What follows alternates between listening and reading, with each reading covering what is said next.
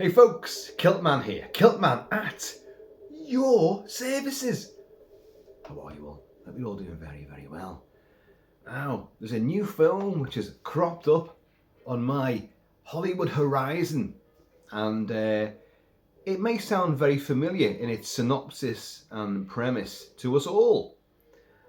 Soldiers on a mission and suddenly confronted by something from elsewhere, which begins to pick them off one by one, and they've got to use their tactics and their stealth and their training to overcome this bizarrely extraterrestrial beastie. Yeah, we've heard it all before. It's been done a million times, and none better than Predator, of course. But this is not Predator, and this, although quite cliched story, just from that brief synopsis, it seems like, hackneyed. We've done it. Well, what could be new about this? Well, there are a couple of new slants to this. It's a film called War Machine. War Machine. They're filming it right now. It's happening right now. They're filming it down under in Australia. Where they film everything these days is filmed down under. And it's about a group of Rangers, US Army Rangers, but they are not fully qualified Rangers. That's important and interesting to note. They are on their final stage of training, their final exercise, and then something happens. Some weird extraterrestrial beastie or something starts to pick them off, and they've got to fall back on their training thus far, and depending on their comrades, and fight back and survive. Now, okay, who's making this? A fella called Patrick Hughes. Patrick Hughes, an Aussie filmmaker. So they're filming it in Australia. Well, Kel Supri is there. And he did Expendables 3. Stallone wanted some new blood injected into the Expendables franchise, and he picked this guy. This guy had also done he did do the Hitman's Wife's Brothers, Sisters, Chiropractor, Bodyguard thing. Did those two movies, isn't it? And he did a short film called Signs, and what else did he do? Oh, The Man from Toronto. Yeah. Apart from Hitman's Bodyguard and Expendables 3, I don't know his stuff at all. But he's written this with somebody else as well, I think. But he's directing it, and it's in production right now. So they're filming it right now. But yeah, there's some stars in this movie. You have Reacher, Jack Reacher from the TV show Reacher, not the Tom Cruise version. What's his name again? Alan Ritchson, that big fucking hulking brute of a guy. He's in it. You've got Jai Courtney's in it. You've got Stephen James, not Steve James, the great Steve James. Steve James. 80s exploitation action classics. The Exterminator, Delta Force, To Live and Die in LA, and others. Brilliant. Sadly, no longer with us. But he was a big, muscle-bound, black dude. Hard as fucking nails. And it would have been great to see him. An older dude being in movies like this, but sadly, that cannot be. And you've got Dennis Quaid. Now, Dennis Quaid in this. Dennis Quaid, who I've just seen in The Substance. Oh God, Kilty, this is your third video now where you've name-dropped The Substance and gone oh, you've got to watch my review of The Substance and also go and watch the film itself, because the film is genius and Dennis Quaid is excellent in it. Excellent, I tell you. And after watching his performance, you will never eat shrimps again. Oh, you won't. You won't. But and he plays he's one of the hierarchy, one of the military higher ups, and there's some other stars in it, obviously. And the story is that these guys are Rangers, but they're Rangers in training. They haven't got their Ranger tab yet because they're on their final exercise. And then shit happens. This thing, whatever it is, enters their world and fucks everything up for them, and they've got to fight and fall back and rely upon their own inner resolve and their resources and their teamwork and camaraderie.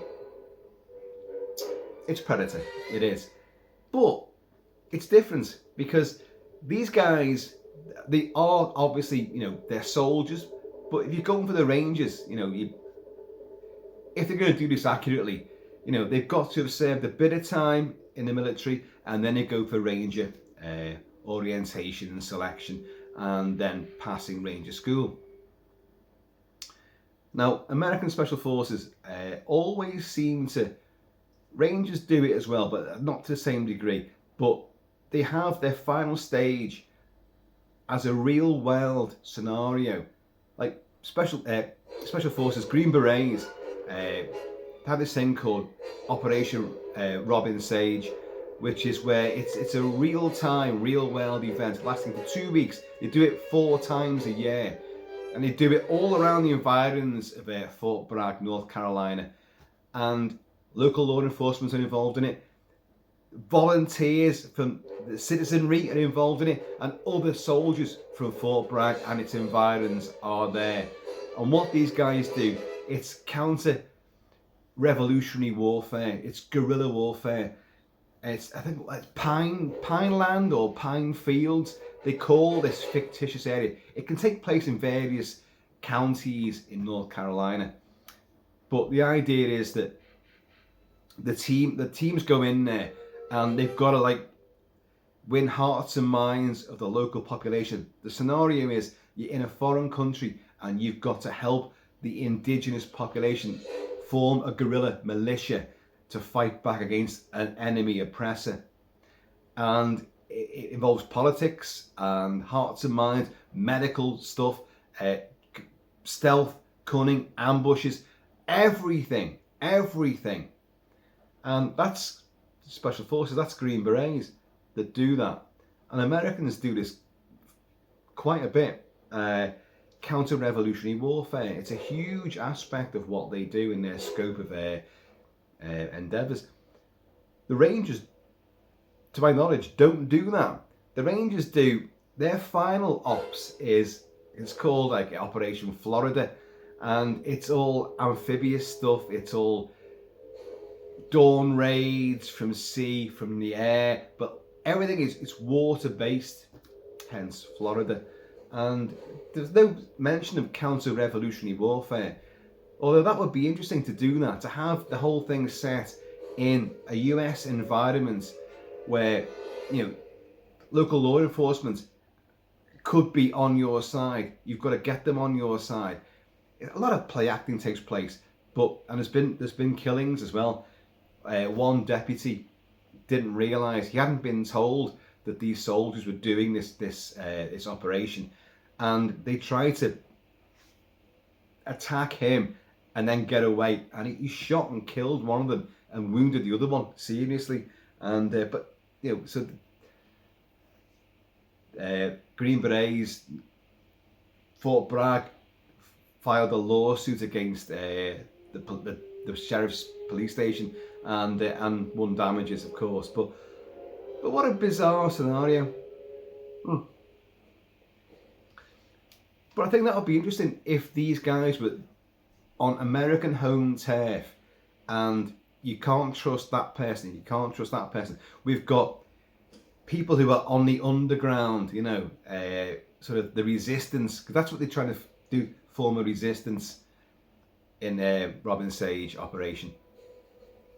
That would be fantastic if suddenly something else was thrust into this environment.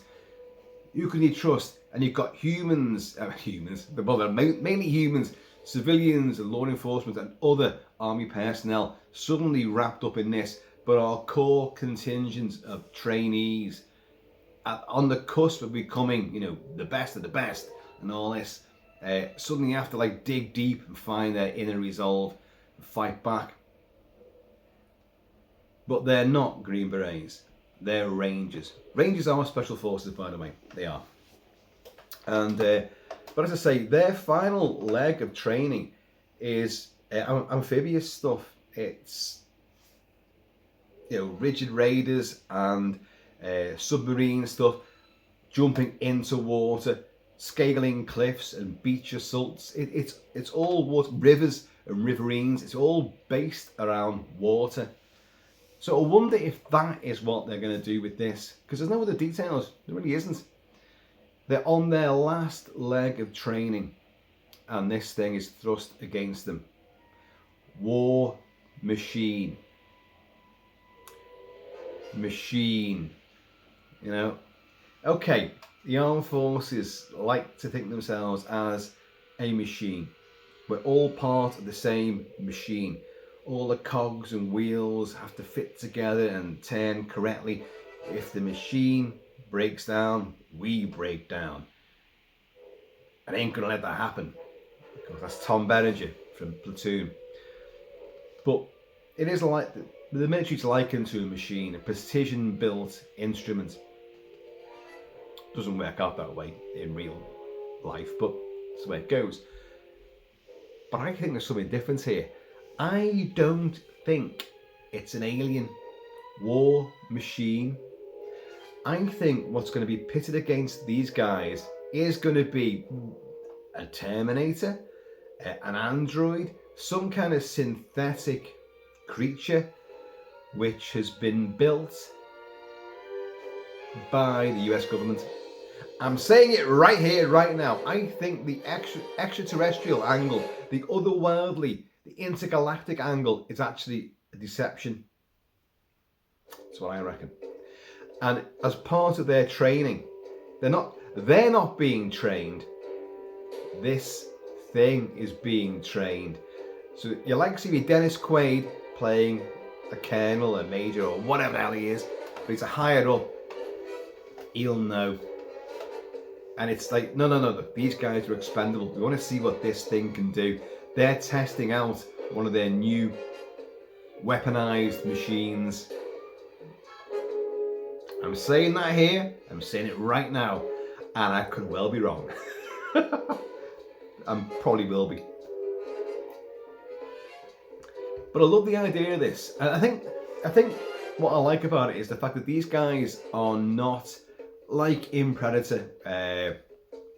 Arnie and his team, Dutch and his team, are highly skilled, ultra experienced commandos, have worked together before on many other missions, and they will encounter something which is far beyond what they've dealt with before.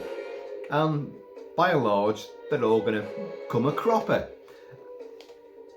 But we trust them. When you watch Predator, you trust these guys, and to see them getting taken down, you're like, shit, this thing can take them down. Wow. This is beyond, and that's where the suspense and the thrills come in, and the chills, because it's bigger and better than they are, and they're fucking amazing. But these guys aren't like that.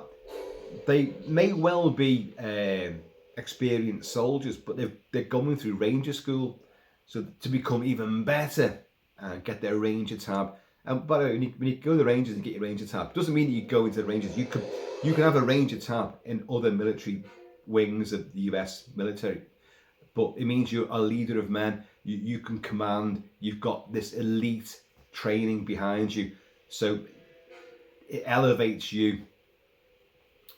But these guys are going through their last phase, so they haven't completed it. They are not Ranger tabbed as yet. So it's interesting, and in that kind of scenario, you've got a bunch of, I don't know how their team system works, especially on the final courses, I don't know, but it could, in my experience, it could be 2 men, 4 men, 6 men, 8 men, 12 men in a squad doing the particular exercise. So, or sometimes individual.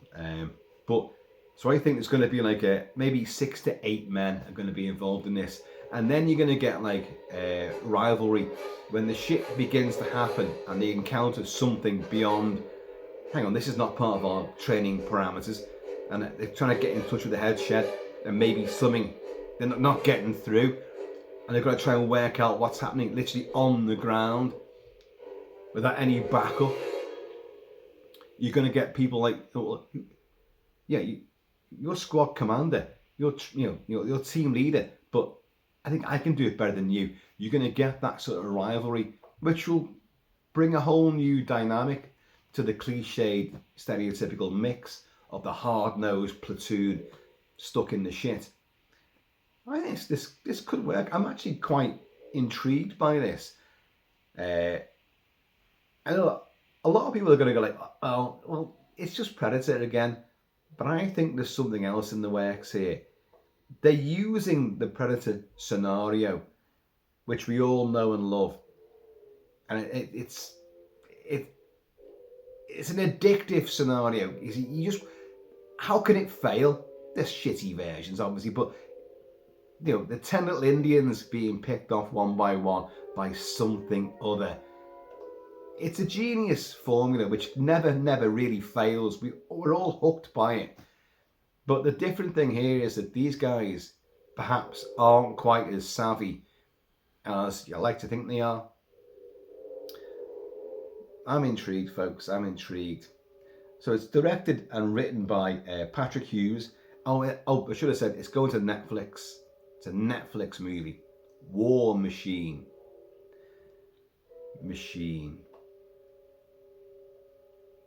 So it's Predator / Terminator.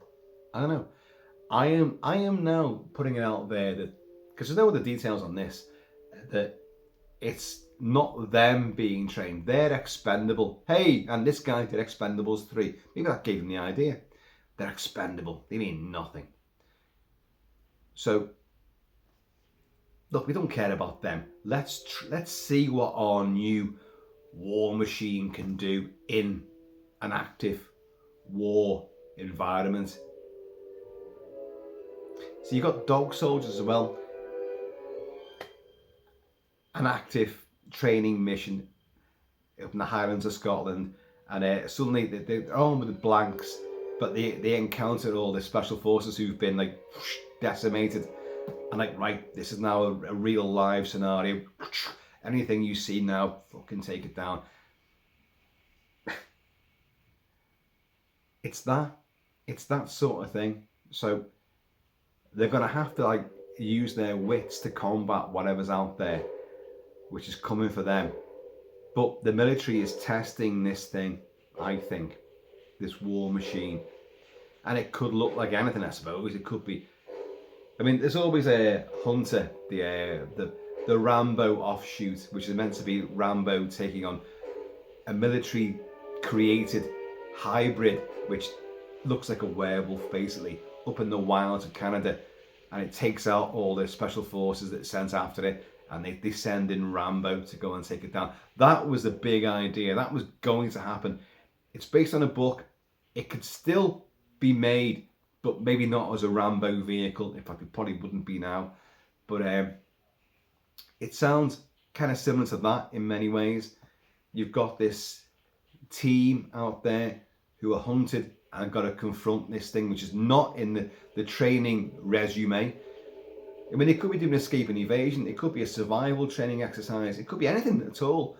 But suddenly, all their directing staff are not there. All of their contacts are not there. They've been taken out and they're cut off in the wilds. Now, it's filmed in Australia, but it's obviously set in America. I'm assuming it's set in America because Rangers will not do their final training anywhere other than mainland USA. They don't do it that way. They're going to be there. So but there's plenty of places in America, huge, vast wilderness, of just complete and utter, utterly remote, be it forest, be it desert, be it mountains, be it glaciers. You've got all of that. So they could be anywhere. I'm presuming it won't be the final phase of real Ranger training, because it doesn't sound like that would work somehow. But I don't know. But in movie land, these guys are out there, and whatever their last leg, they've gone through What is Ranger training? It's 8 weeks. Basically, group selection. It's 8 weeks, which is not much. I'll be honest. It isn't compared to Royal Marines. Hell of a lot longer. Hell of a lot longer.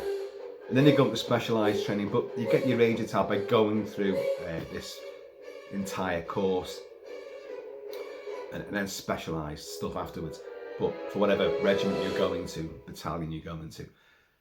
But so the last leg of this thing, so they're probably all like, oh, we're gonna get our tabs and all that. Like, I don't mean tabs like that, or tabs as in that drink. No, the Ranger tab. I've got one here somewhere. Hang on. I do.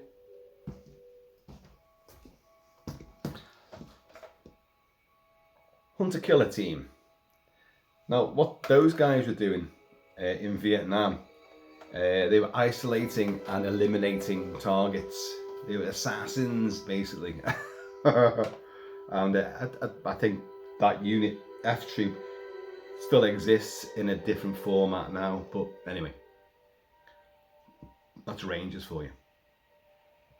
I mean, Rangers, their task is to go in really ruthlessly, very aggressive, highly organised, and they take airfields, they take installations, they take bases, they overrun and infiltrate and destroy and hold it until a big proper force can take it over, and then they'll go out into the field as well, hit and run. They're exceptionally good soldiers. In movies, what have you seen them in? Well, Black Hawk Down, because Operation Ranger it was called, in Somalia, Mogadishu. The real life situation. But Ridley Scott, who I've talked about a lot lately, but Black Hawk Down is a brilliant movie. I love it. It's one of the best depictions of a real life wartime scenario. Really done well. Highly vivid, highly in your face, really explicit and graphic, and really powerful and exciting and terrifying, as the real operation was, because it went fucking tits up big time. Another greatest real life depiction, I'll give you two. A Bridge Too Far. We've just celebrated the 80th anniversary of Operation Market Garden, to take Arnhem and capture all the bridges and break World War II and put a stranglehold on Nazi Germany, and it didn't work. And actually, it worked in many ways, but the operation itself and its eventual target didn't happen. They did go a bridge too far. They couldn't take that final bridge, and it was a massive loss of life, but an incredible saga. Well, the movie of that is absolutely outstandingly realistic, authentic, and very highly detailed and accurate. Black Hawk Down and Zulu Dawn is another film which really depicts what happened at Isandlwana. The British forces annihilated by the Zulus. I've talked about it a lot as well.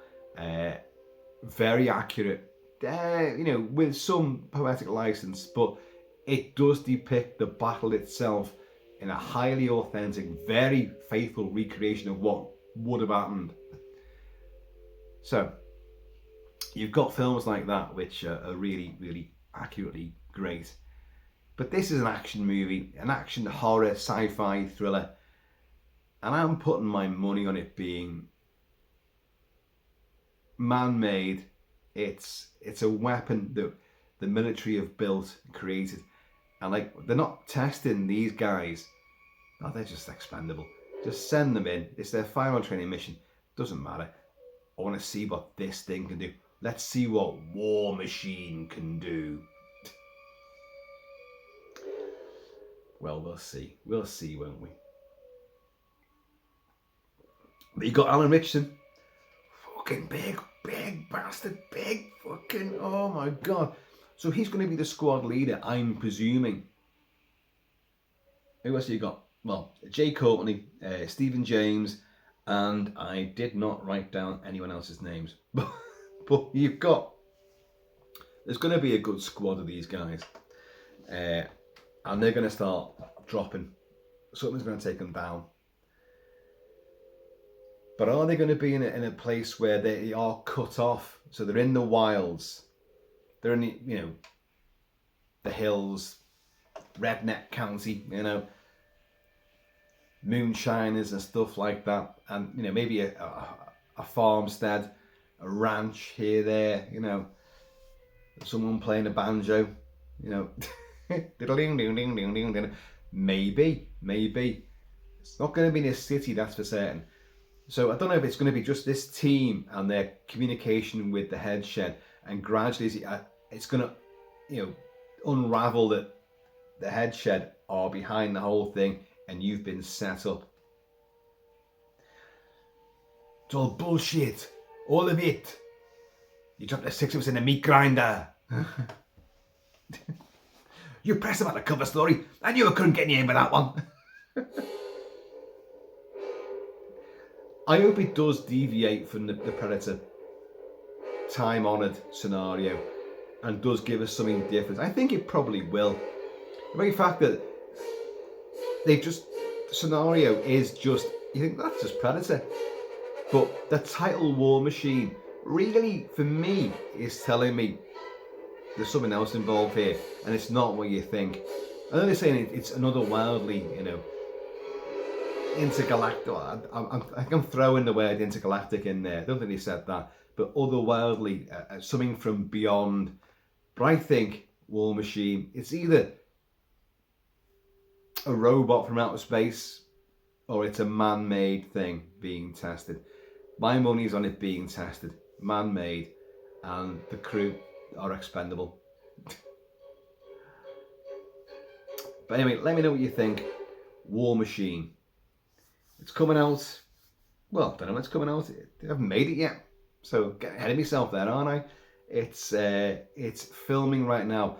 You've got Reacher season 3 is about to drop. I saw season 1 and I loved it. And I never caught up with anything after that, though, to be honest. And I do like this guy.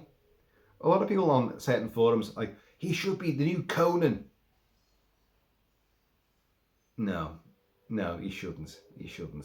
Yeah, he's got the physique, but he ain't got the face. And his actual charisma and style is not Conan. I'm not saying it's beyond his reach, but his Reacher. Oh God. But I don't see him as Conan. Do you? But as a good, leader and action hero, yeah, he's pretty damn good, and you would want that guy, on your squad if you're in the shit. You'd want someone like him. If he was Jack Reacher, obviously, So yeah, War Machine. It's filming now in Australia, and as soon as I know more about it, I'll let you know. But wow, I like this. I love this setup. Soldiers going against something which, with all your training, all your powers, it's bigger and better and more terrifying than you. But the hook here is that these guys aren't fully trained. So they're going to have angst and inner turmoil amongst the squad. I would reckon. Maybe like a mutiny. Your actions got Gonzalez killed, so I'm going to take over now. Shit like that.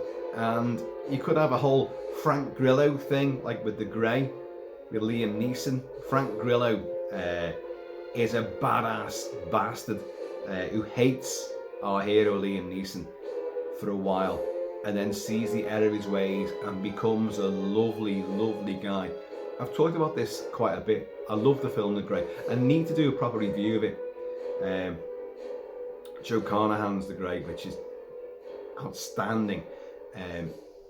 But Frank Grillo becomes almost like the heart and soul. After being a twat throughout most of the film, his character changes, pivots completely, and realizes, oh God, you're a good guy. You were trying to help us, and I've been a twat. I'm so sorry, but I'm injured now. I can't go on. And it's a heartbreaking scene. What's your name? And the camaraderie at the last moment for Frank Grillo's character is great. Frank Grillo, he's got the film Werewolves coming out later this year.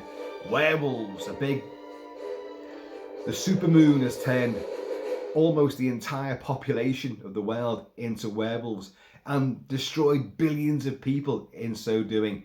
The world has to recover, but the following year there's another supermoon, and because it ignites the supermoon's lunar rays ignite a latent werewolf, DNA in all human beings, turning them into big muscle bound, and they are two-legged as well by the looks of things.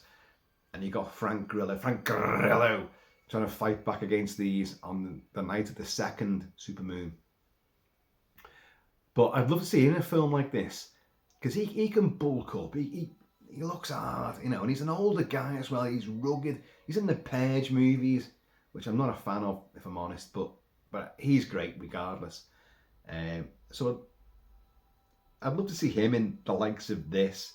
But you got Dennis Quaid, and the way he chewed the scenery in The Substance, which I am massively huge fan of.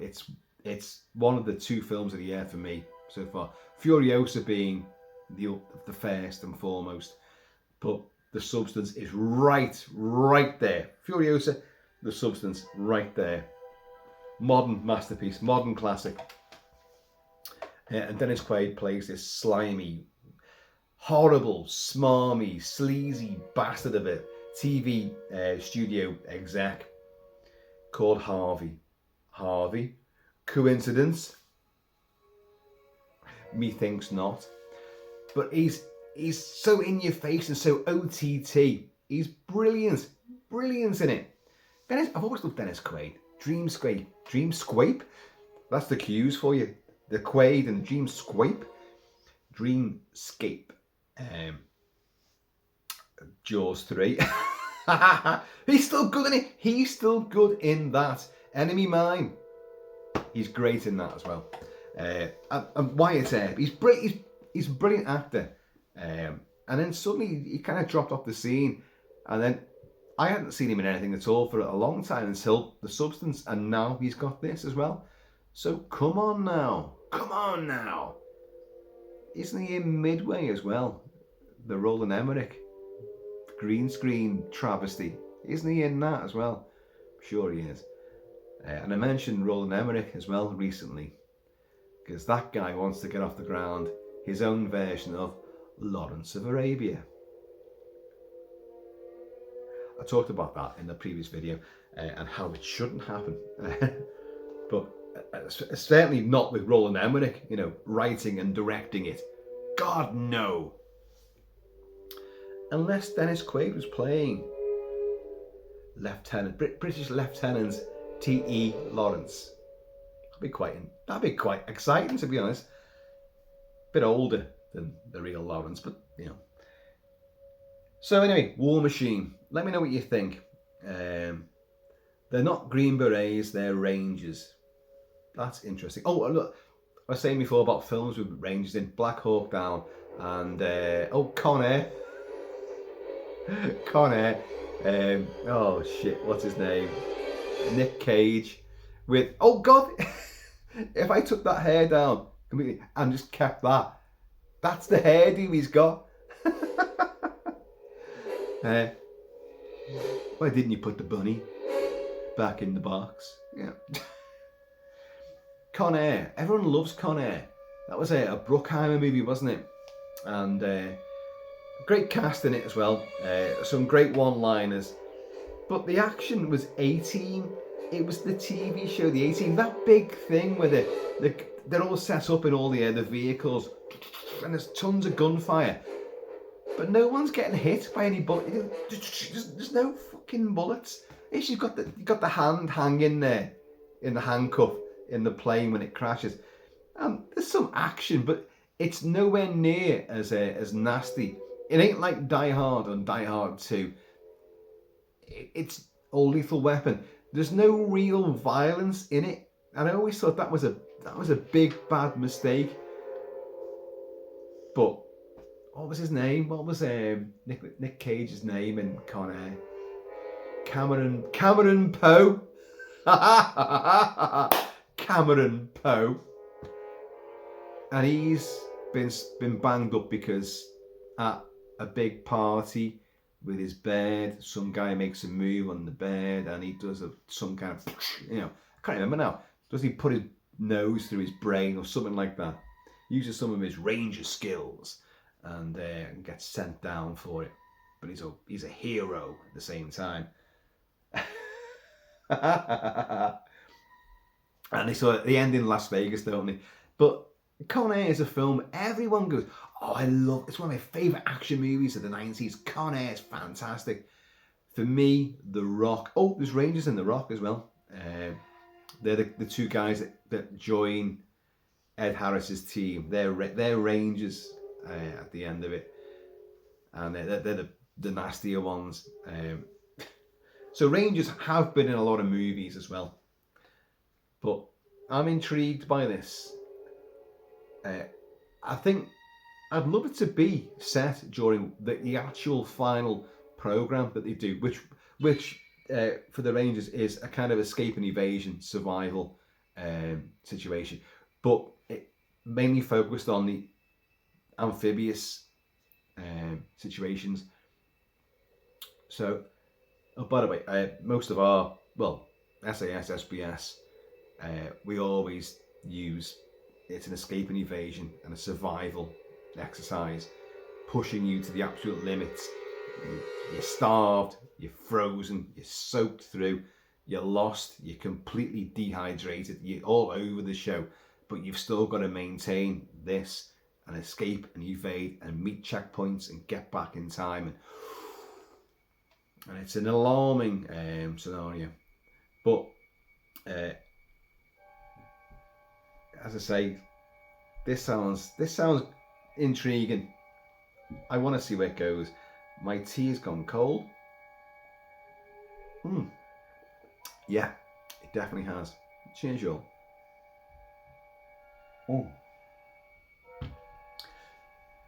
So, send me piece, War Machine. It'll be out probably next year, 2025. Some point. Netflix.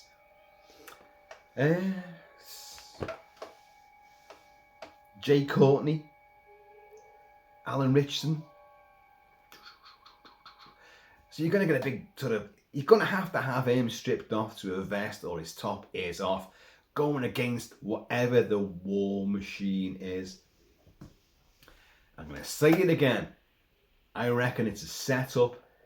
Dennis Quaid might be actually a good guy, an officer that realises, shit, you've set my men up, you've set this team up, and then he'll get offed by the other guy who's in charge, the shady guy from some scientific department. It's Weyland-Yutani, it's the company again. You see, you can't trust anybody who's in charge because they're going to use you because you're just, you're expendable. Name of the game, isn't it? Send them in and let's test out our new RoboCop. The Ed 209. I still like the idea. I still think it could work. Even on the scanty little plot elements that we know. And I've massively elaborated on all that. And I could be massively wrong, of course. And probably will be. But hey ho, we'll see what happens in the fullness of time.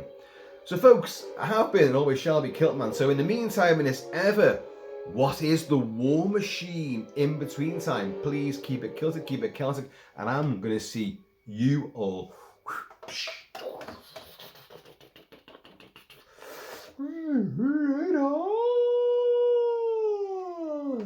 And Dennis Quaid.